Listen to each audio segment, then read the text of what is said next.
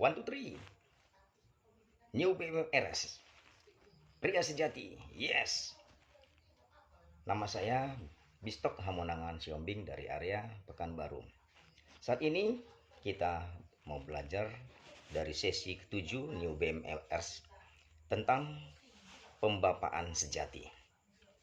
Mari kita membaca satu ayat firman Tuhan dari Efesus pasal 6 ayat 4. Demikian firman Tuhan. Dan kamu bapak-bapak, janganlah bangkitkan amarah di dalam hati anak-anakmu, tetapi didiklah mereka di dalam ajaran dan nasihat Tuhan. Ayat ini sedang mengingatkan kepada bapak-bapak untuk tidak melukai hati anak-anak lewat amarah, dan bukan hanya demikian sampai batas amarah, tetapi hendaknya bapak-bapak tidak membiarkan anaknya bertumbuh sendiri, tetapi ada kepedulian dan rasa tanggung jawab untuk mendidik anak-anak ini di dalam ajaran dan nasihat firman Tuhan, sehingga anak-anak ini akan bertumbuh segambar dengan Kristus dan memiliki karakter ilahi yang akan mewarnai bumi ini dengan penuh kemuliaan Tuhan. Andai kata tidak, Maleakhi pasal 4 berkata, ketika bapak-bapak tidak kembali kepada anak-anaknya dan mendidik anak-anak dengan kasih, maka Allah memukul bumi dan berakibat fatal kepada generasi selanjutnya, bahwa generasi selanjutnya itu akan bisa terhilang dan bumi ini akan penuh dengan gambar-gambar iblis atau gambar setan yang hanya melukai hati Kristus. Maka pembapaan sejati harus dipraktekkan dan dilakukan, dan ini bersifat mendesak. Andai kata tidak, akan banyak anak-anak yang korban dan hilang. Ada 3 hal yang harus dilakukan oleh seorang bapak untuk bisa menjadi bapak sejati. Yang pertama, membuat komitmen baru. Bapak-bapak harus berani mengakui kegagalan dan kesalahannya kepada anak-anaknya. Bapak-bapak harus berani minta maaf kepada anak-anaknya atas segala kegagalan yang dilakukannya dengan tidak memperdulikan perkembangan anak-anaknya dari fase ke fase.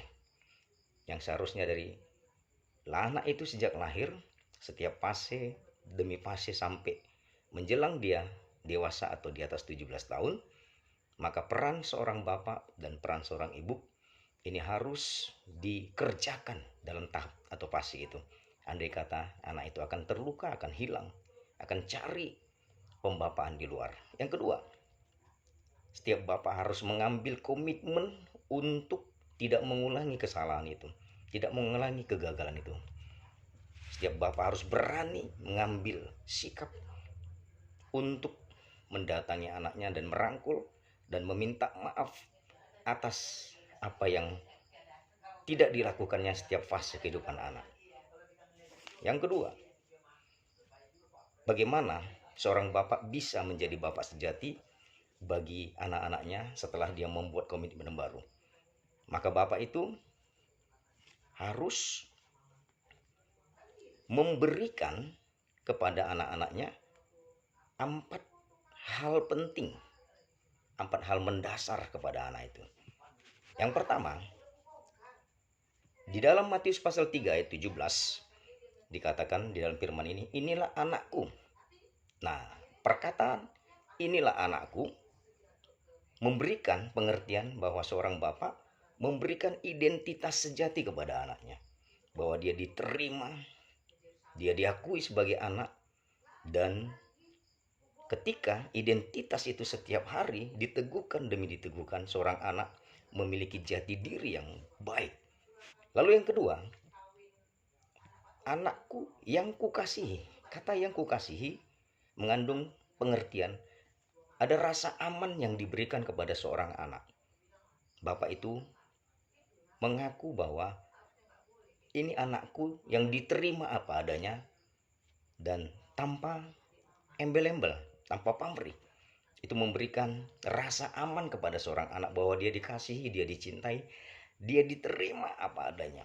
Lalu yang ketiga, kepadanya lah aku berkenan, di dalam Matius pasal 3:17 tersebut. Nah, kata kepadanya aku berkenan mengandung pengertian peneguhan potensi kepada seorang anak. Nah, ketika bapak meneguhkan potensi anaknya bahwa di dalam diri anak tersebut ada potensi ilahi, DNA-nya Kristus ada pada anaknya, maka anak ini akan tumbuh kuat dan dia akan mengalami hal-hal yang positif. Dan yang keempat, di dalam Lukas pasal 9 ayat 35 dikatakan di situ, dengarkanlah dia, di kata terakhirnya. Kata dengarkanlah dia ini menetapkan atau memberikan pengertian seorang bapak memberikan otoritas moral kepada anak-anaknya dengan memberikan bahwa anaknya itu memiliki otoritas moral yang baik. Ini akan mengarahkan seorang anak bertanggung jawab dan dia bermoral yang positif. Dan keempat hal ini harus terus menerus diteguhkan pada diri seorang anak. Saya mau punya kesaksian. Nama anak saya yang pertama Jevanya Christian. Jevanya Christian sejak umur 4 tahun, sejak kelas 4 SD. Dia sudah saya kursuskan belajar main keyboard. Sampai ada 3 orang gurunya untuk mendidik. Dan kelas 6 SD atau sekitar umur 12 tahun, dia sudah bisa main keyboard tunggal mengiringi dalam ibadah raya tempat kami boleh beribadah. Dan itu berlangsung sampai dia tamat SMA, lebih kurang umur 17 tahun. Dan ketika dia tamat, dia berkata kepada ibunya, bukan kepada saya, bahwa dia akan melanjutkan perkuliahan tapi tidak di Pekanbaru. Dia ngotot minta melanjutkan perkuliahan di luar Pekanbaru. Suatu ketika dalam suatu ibadah, saya digerakkan Roh Kudus untuk memanggil dia ke atas mimbar untuk bersaksi, menyaksikan di depan jemaat apa yang dia rasakan selama dia menjadi anak. Dan saya minta untuk dia menyatakan bagaimana tanggapannya kepada saya sebagai seorang ayahnya.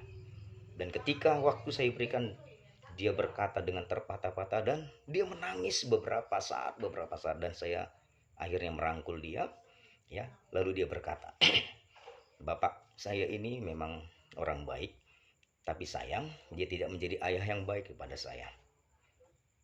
Dan dia bilang, jangan ayah marah, jangan bapak marah. Saya bilang, iya tidak, silakan kamu bersaksi apa adanya. Dan dia lanjutkan, dia lebih mengasihi jemaat-jemaat daripada kami anak-anaknya. Ketika jemaat pada jam-jam tertentu selarut malam apapun menelpon, dia tidak pernah mengatakan tidak dan selalu hadir, selalu siap untuk jemaat-jemaat itu ketika jemaat ada yang sakit dan lain segala macam.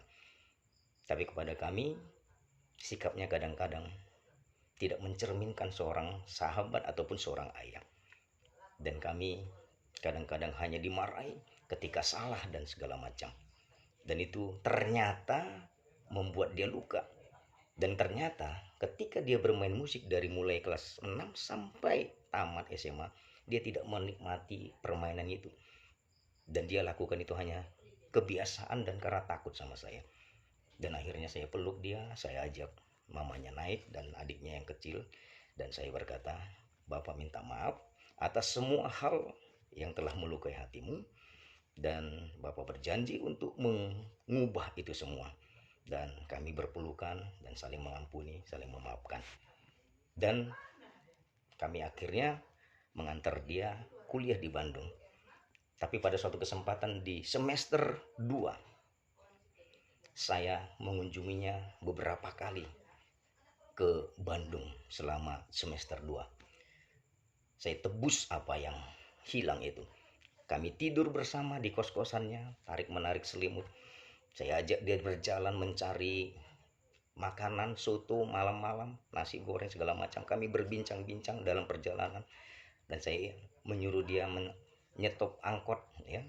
Saya bilang, silakan kamu memanage perjalanan kita. Dan kami banyak cerita, curhat. Dan dia menikmati itu semua. Dan hasilnya, dia bisa mengubah cara belajarnya. Di semester 2, dia memiliki IP 3,5.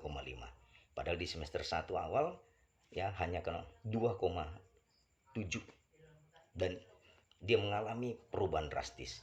Dan selanjutnya dia enjoy. Setelah COVID kami pindahkan dia ke Pekanbaru, dan dia akhirnya bisa sambil kuliah di Pekanbaru dan melayani Tuhan dengan tenang, dengan damai, dan menikmati penyembahan itu. Dan sekarang dia kuliah sambil ada bisnis kecil, usaha kecil.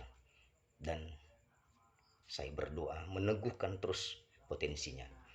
Yang ketiga, seorang bapak yang mau berfungsi dengan benar bagi anak-anaknya dan memberikan identitas sejati, rasa aman yang sejati, dan peneguhan potensi, serta dia memberikan otoritas moral kepada anaknya sejati, maka dia harus memiliki ataupun membutuhkan tim pendukung untuk mendukung setiap perjalanan hidup tersebut.